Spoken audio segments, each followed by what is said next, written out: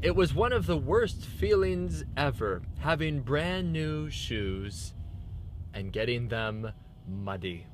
What in the world am I talking about? But wait, it's not a downer story. No, this is an awesome story with a fantastic lesson. I got a pair of shoes at Nordstrom. Yes, I was a spoiled little kid. No, not really. We were just walking through the mall, but I saw this pair of shoes. And normally I don't like shoes, but these shoes were cool.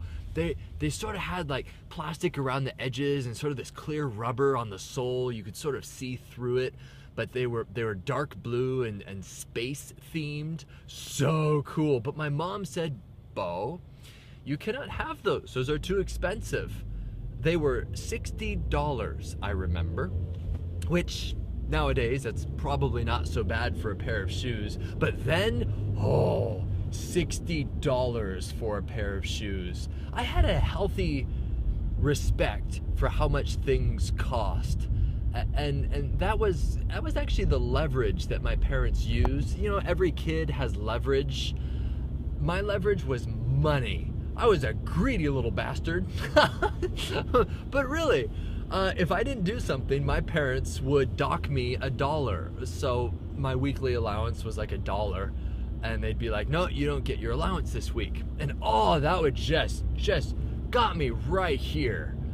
And so that was the leverage. And my mom was like, "No, Beau, these shoes are $60.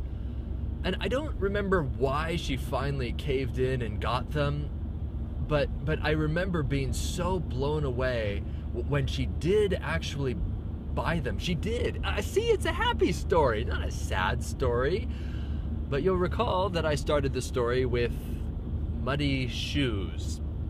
And that's what happened to these brand new space shoes. They're space shoes. Like, come on, Beau. Why do you want these? Well, I was like, oh man, I am invincible with these things, which I didn't really know what that word meant, but I was invincible. And there at the Kent Apartments, we had a drainage pond, as do most facilities in Washington have drainage ponds nearby.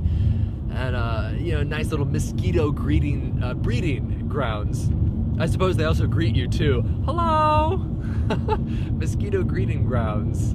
Well, I got 2 5-gallon buckets. You know those buckets that you get at Costco and you put powdered soap in them? And they were just big enough that I could squish my feet into the bottom of them. And I could sort of hold the handles and I could wade out in water with these things, 1 bucket on each foot. And they were my own homemade waders. Wasn't I a clever little child? My brand new shoes were so clean, and they were gonna stay clean. I was gonna wash them and scrub them. And this day that I got back from Nordstrom with my mom, I was wearing my shoes and I was playing out in my buckets. Very poor child with my shiny dollar. And yeah, I went out a little far into the drainage pond. I remember so distinctly, gingerly walking out there and suddenly realizing, wow, I am in some pretty deep sections right here.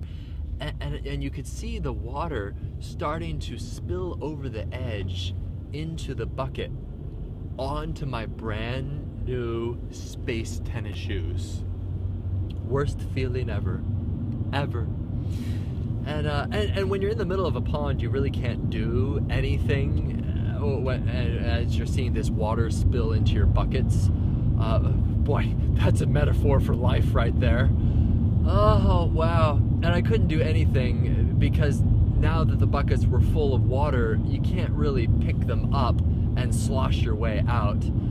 So I had to run as fast as my little feet could take me out of the water. And I'm pretty sure I semi-walked on water that day because I was in such a panic to get out of there. And oh boy, I remember coming back to my mom saying, "Mom, you know these shoes that we just got at the mall today? They're muddy." And oh, were they muddy. I felt so sick. That was traumatizing. So the moral of the story is, when you have brand new space shoes, don't go play in the middle of the pond. Hasn't happened since.